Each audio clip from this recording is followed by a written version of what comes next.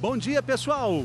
Verde que te quero, verde em todo lugar. Meu momento de fuga é aqui, nesse espaço, nessa área verde. No programa de hoje, você vai ver iniciativas que trazem de volta a vegetação original de grandes cidades. Em Brasília, o Cerrado, no Recife, o Mangue e em São Paulo, a Mata Atlântica. Será que uma floresta cabe no bolso? O que a sua saúde ganha com tudo isso? A vegetação é uma chave para a qualidade de vida e para uma vida melhor para as pessoas. Exatamente. Aqui no estúdio para conversar com a gente sobre esse assunto estão o professor Dr. Marcos Buqueride, que é diretor do Instituto de Biociências da USP e coordenador do programa USP Cidades Globais. E também está conosco a professora doutora Thaís Mauad, que é médica do Departamento de Patologia da USP. Pois então, você tem dúvidas? Manda pra gente, liga, é só ligar 4002-2884 ou então usa a hashtag você no bem-estar. Vamos começar falando sobre florestas de bolso. Uma floresta cabe no bolso, Tem Mari? aí? Não, no meu não tem não, mas em áreas públicas aqui de uma região de São Paulo, voluntários estão transformando áreas degradadas com espécies naturais daquela região. São as chamadas florestas de bolso, que a gente vai conhecer agora. Uma floresta em meio ao concreto. O endereço é em Pinheiros, bairro da Zona Oeste de São Paulo, que desde o ano passado ganhou plantas de espécies raras, como o cambuci, árvore símbolo da capital paulista, que hoje existem menos de 10 na cidade, e os remanescentes dos campos de Piratininga. Remanescentes dos campos de Piratininga, que eram muito comuns e deram um dos primeiros nomes da cidade de São Paulo, e que o último fragmento estava na cidade universitária, estava para ser destruído e o pessoal transportou para cá. Esse pedaço de natureza se chama floresta de bolso. Adaptada às regiões urbanas, pode ser plantada em espaços pequenos a partir de 15 metros quadrados. Essa aqui foi criada com a ajuda de 600 voluntários. Olha, na época foi por volta de R$25 mil. Foram 450 árvores de 80 espécies diferentes, além de preparar, revirar cerca de 1,5 metro de altura do solo. Se a gente quer que isso dure e que seja uma forma de inserir o verde para dentro do espaço público, a gente precisa que eles estejam com a gente. O espaço antes era assim: o piso de concreto, lixo e um posto de gasolina abandonado. Mas embaixo tinha uma terra fértil que fazia parte da mata do Rio Pinheiros. E isso, em 1 ano e pouco, olha o tamanho que ficou. A floresta foi plantada com mudas mais ou menos do meu peito, 1,5 metro. Né? E como elas foram plantadas no que a gente chama de floresta de bolso, que é um sistema de competição de plantas, elas conseguem crescer muito rápido. Então ganharam 4 metros em um pouco mais de 1 ano. A água da chuva ela também é reaproveitada numa obra super simples com esses canos aqui. A água ela cai na sarjeta, entra por aqui e irriga todo o jardim, formando um vale hiperfértil. A manutenção do espaço também é feita por voluntários que trabalham muito para deixar isso aqui limpo. Um pedacinho de verde que muda a paisagem da cidade e traz mais saúde e qualidade de vida. A vegetação é uma chave para a qualidade de vida e para uma vida melhor para as pessoas, porque ela diminui a temperatura, aumenta a umidade do ar, segura o barulho, segura a poluição, filtra os gases tóxicos, diminui as enchentes e uma outra série de benefícios, como por exemplo a atração dos pássaros de novo para a cidade. Meio que melhora um pouco essa cidade de concreto, né? Melhora um pouco, não, melhora muito, né? Ele falou alguns benefícios de colocar mais vegetação no nosso dia a dia. E a gente está vendo aqui, diminui o calor em até 10 graus, doutor. Sim, porque todas essas folhas aqui vão absorver a grande parte da luz e ao mesmo tempo produzir vapor de água, né? O que torna o ambiente aqui embaixo muito mais agradável. E a gente sente a diferença, né? Quando a gente está no asfalto, aquele calor refletido, ou quando a gente está debaixo de uma árvore. Sim, basta andar na rua, né? E você vê as diferenças que tem entre uma árvore e outra. Sem dúvida. Espalha a chuva. Como que isso acontece? Então, as folhas produzem, quando elas fazem fotossíntese, elas produzem uma série de compostos que são voláteis, são compostos que vão para a atmosfera, e esses compostos ajudam na formação de nuvens, né? Eles ajudam a nuclear, né, o cristalzinho que vai fazer a nuvem. na Amazônia, por exemplo, né? Isso é um fenômeno muito interessante porque a floresta vai fazer esse tipo de influência e a chuva cai sempre ali perto e elas acabam retendo a água no mesmo lugar. Quando a gente vai para a Amazônia, a gente consegue ver isso, né? É maravilhoso. Isso. E na Mata Atlântica também. Também. Diminui a poluição sonora. Isso é muito importante nas cidades, que são barulhentas demais. As cidades são barulhentas, né? E por causa do ruído dos carros e dos caminhões, né? Então, você ter mais árvores, essas copas grandes de árvores que nós temos, por exemplo, elas ajudam a quebrar as ondas sonoras, né? Vai produzir um pouco de ruído baixo, mas você não tem aquele ruído direto. E a poluição do ar, claro, também. A poluição do ar, ela é não só absorvida pelas folhas, mas ela vai sendo absorvida pela casca também, que é o principal, onde ficam os metais pesados, etc.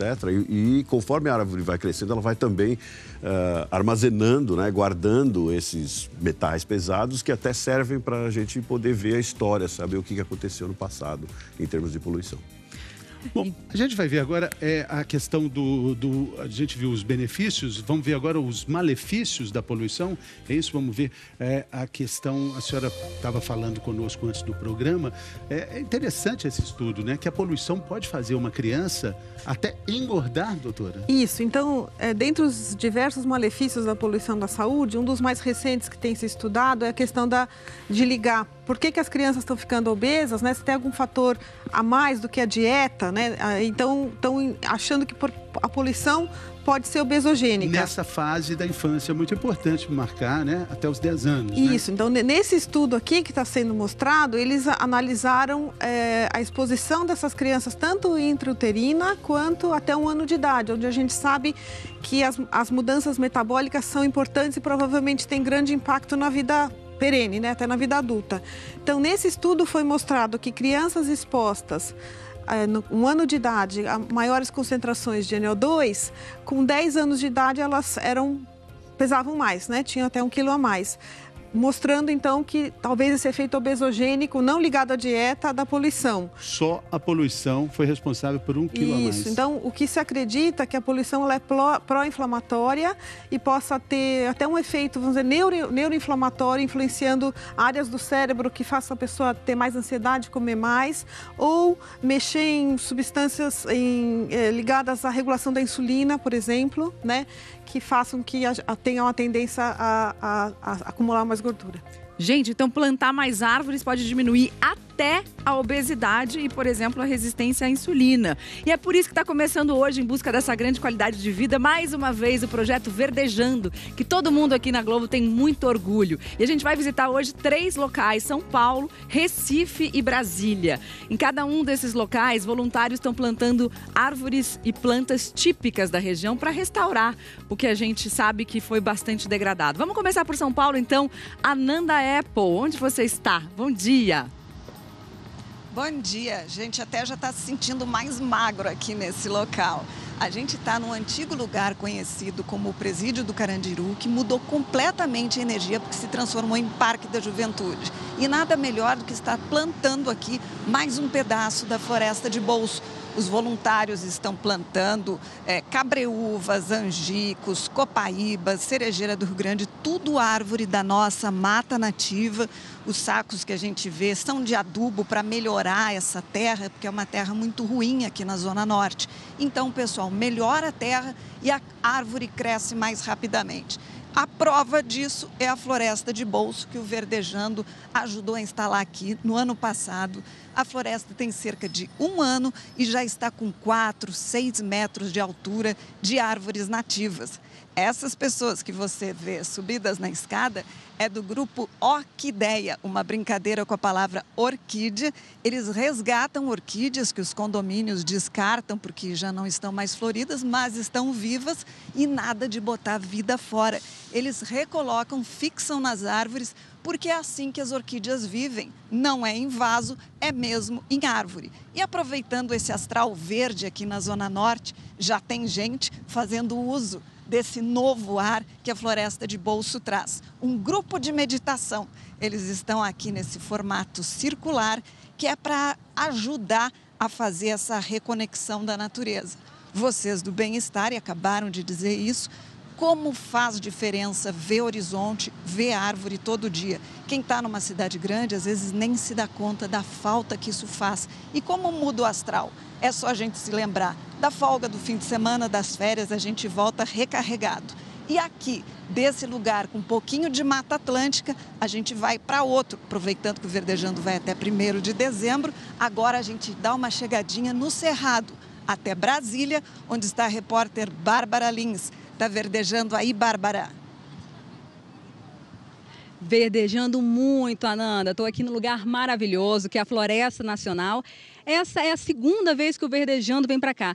Na primeira etapa a gente veio por essa área aqui, olha, onde a gente plantou arbustos e ervas do Cerrado.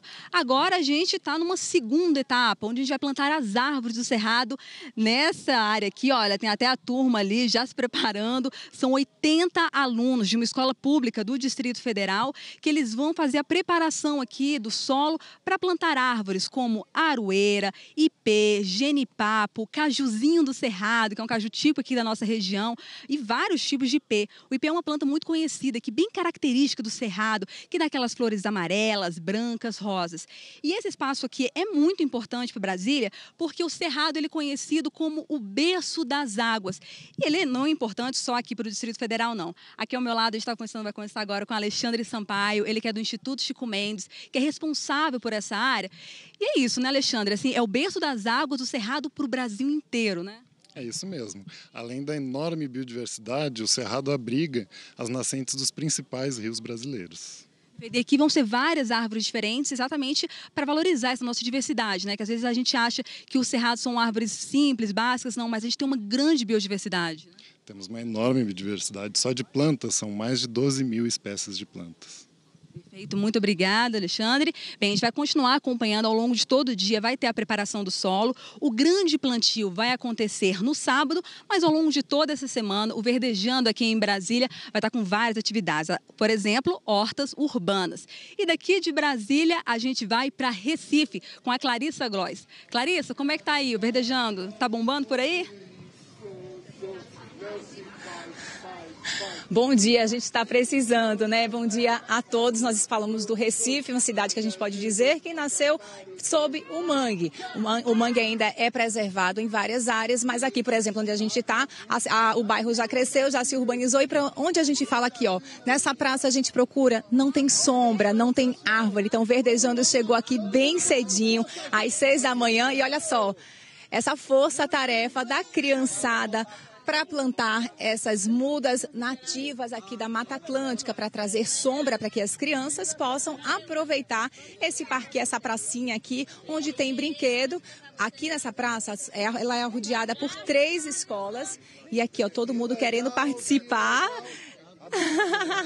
Olha isso, as criancinhas querendo, todo mundo botando a mão na terra, cuidando, sabe que daqui a um ano e meio vão ter sombra aqui. Deixa eu falar com você, como é teu nome, amor? Safira. Safira, já sabe como cuidar dessa plantinha para ela crescer? Como? Vai ajudar a cuidar dela, não vai? Muito bem, você também vai cuidar.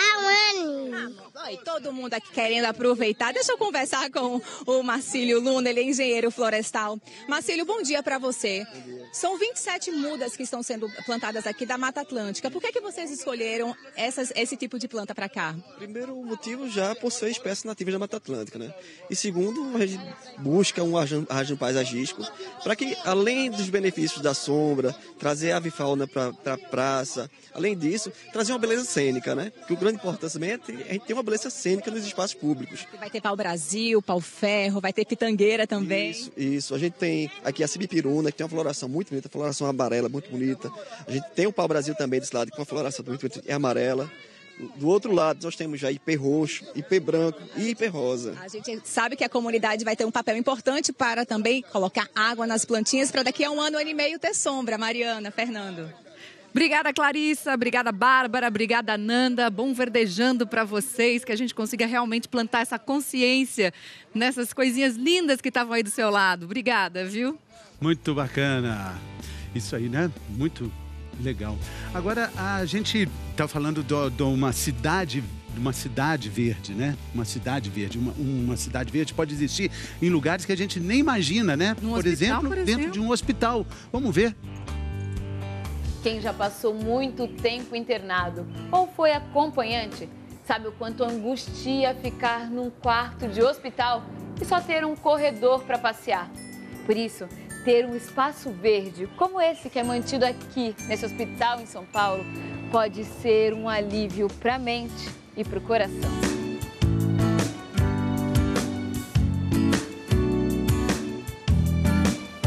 Você vê aqui um lugar desse calmo, te dá paz de espírito, você fica muito mais tranquilo, você não fica focado na tua doença, no teu problema. É esquecer que está internado e aproveitar um espaço lindo, maravilhoso, que em São Paulo é difícil você ter um espaço desse e tem outros hospitais que eu já fui e não tem um espaço desse para o paciente, ajudar o paciente.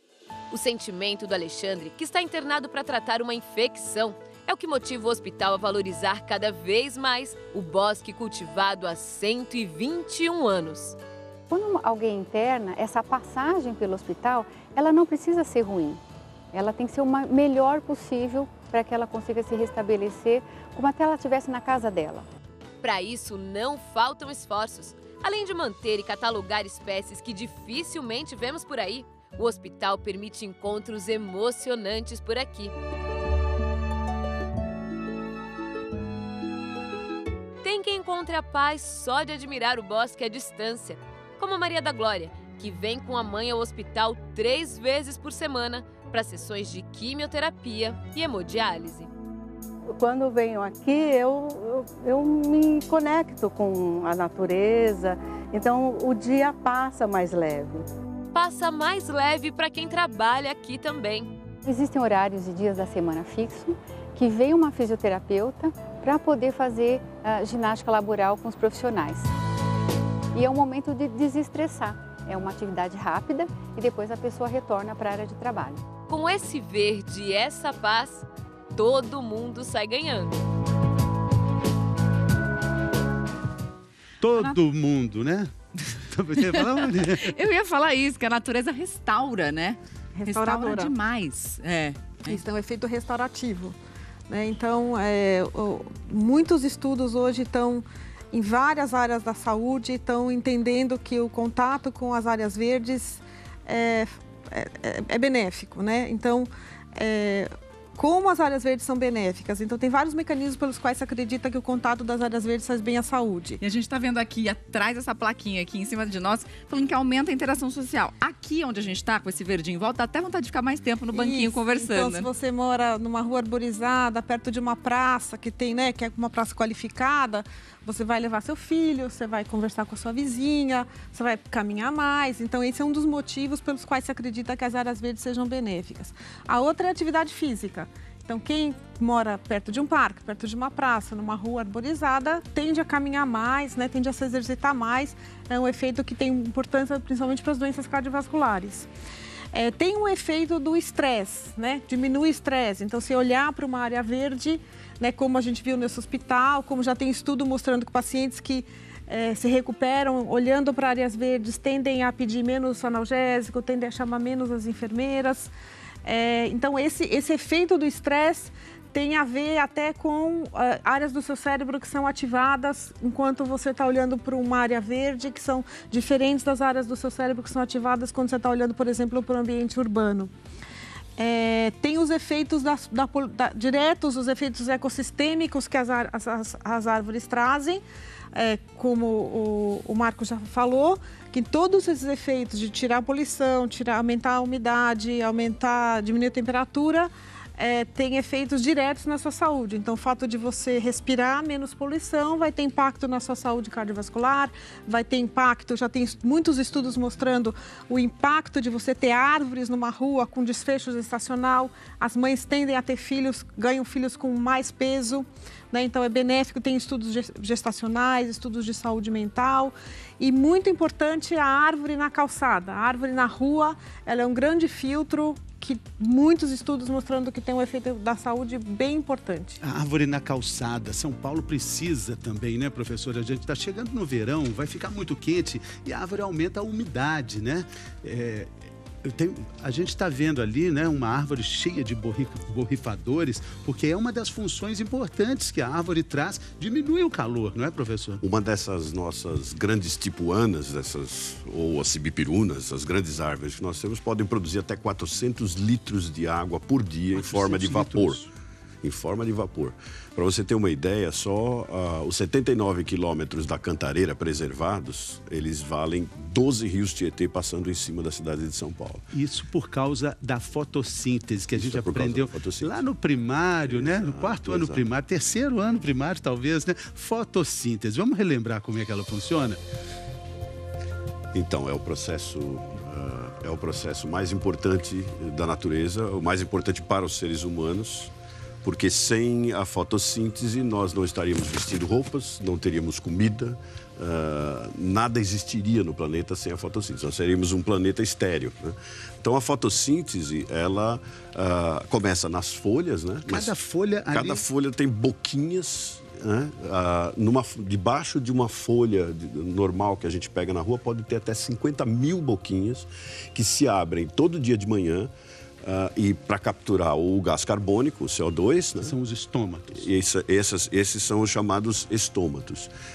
Eles se abrem, capturam o gás carbônico e liberam o vapor de água.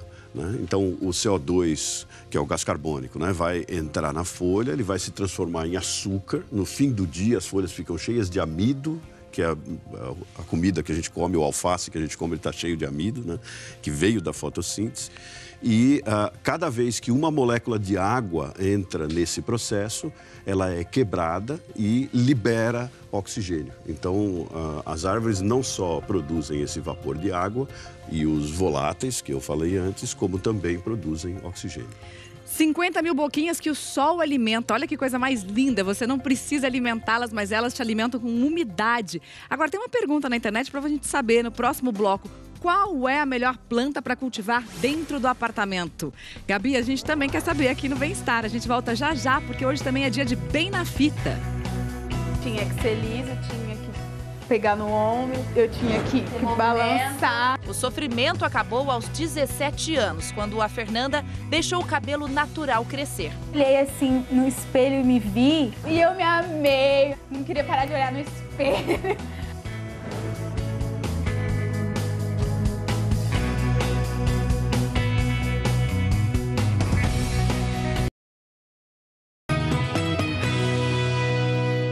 G1 em 1 minuto agora, gente.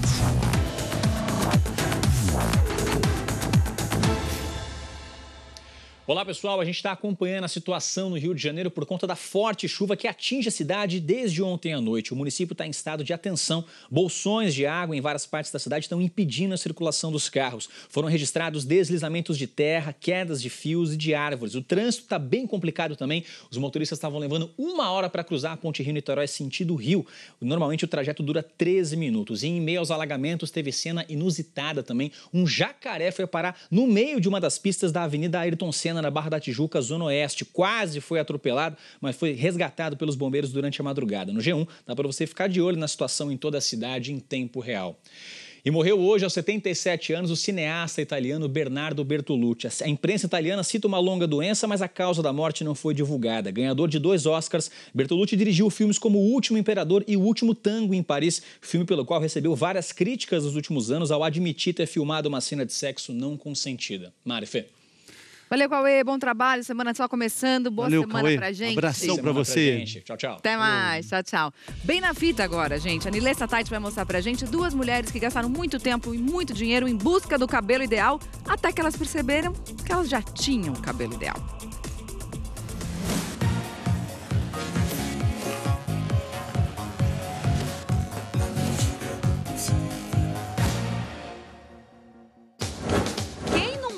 Para ver um antes e depois, me fala.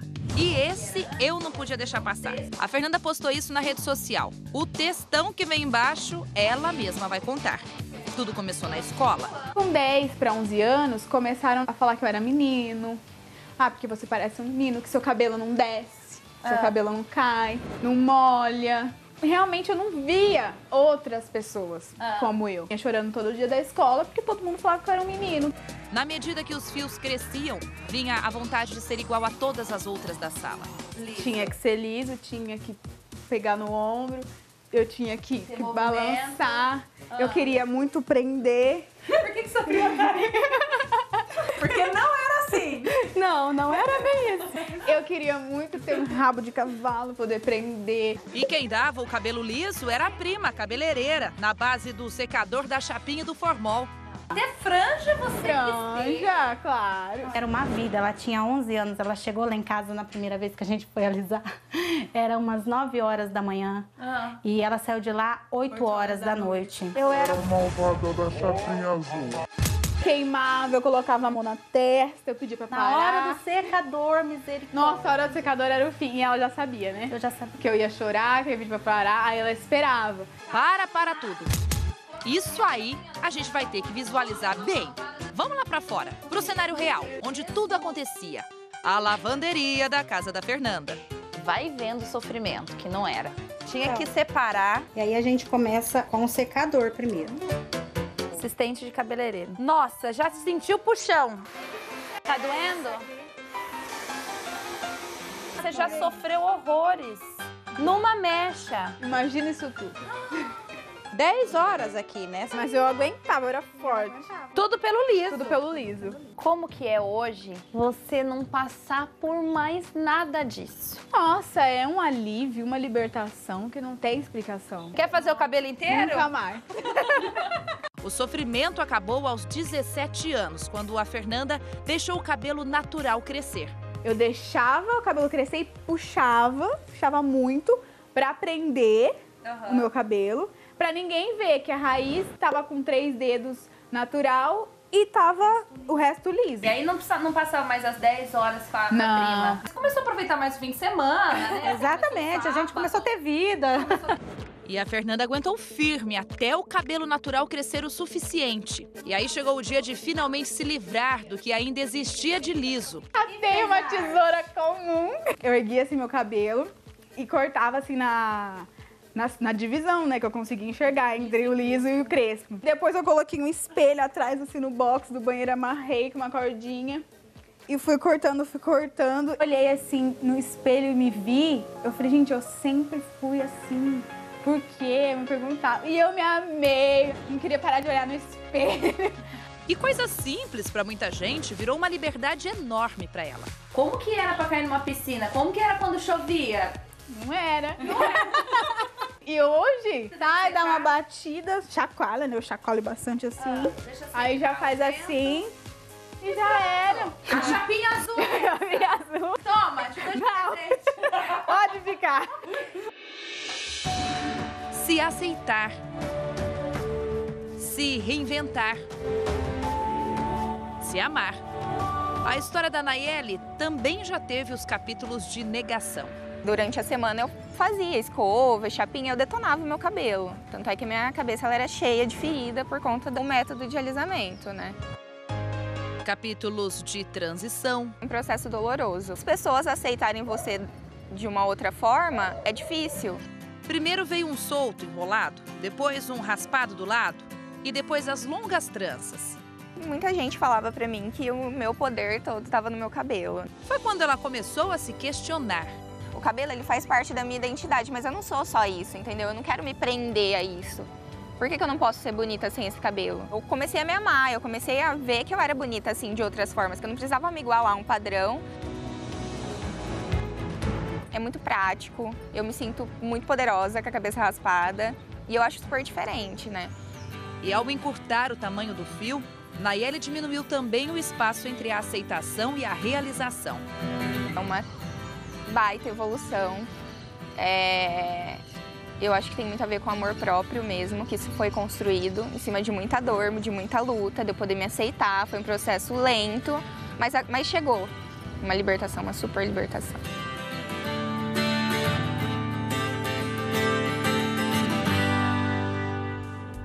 Três lindas, as duas de Anelissa. Fã das três. Demais, né? Demais, né? Demais. Pergunta da internet. Tinha lá, antes do intervalo, Professor, qual a melhor planta para cultivar dentro do apartamento? Todas. Pronto. Mais simples que essa? Exceto se você tiver alergia a pólen ou se for planta tóxica e você tiver cachorro ou você tiver crianças. Mas dessas que nós temos em volta aqui, todas. Todas. Não tem nenhum problema. Todas. Sua casa deveria ser assim. A casa ideal deveria ser assim. Todas. Ok, então eu queria encerrar dizendo o seguinte, que na dança da vida, Mari, você é a nossa bailarina número 1. Você também é meu bailarina. Você deixou a dança dos famosos, mas a vida é todo dia a gente dança. Seguimos dançando aqui. Mari, a gente ama muito. Vida. Muito. Obrigada, por aqui, professor. tá? Obrigada, você doutora. é campeã. Beijo. Beijo, obrigada. Se cuida, vem aí, Patrícia Poeta, Lair Renault, hoje no Encontro. A gente volta a se encontrar de novo amanhã. Se você perdeu algo do Verdejando, tá tudo lá no Globoplay. Tchau, gente.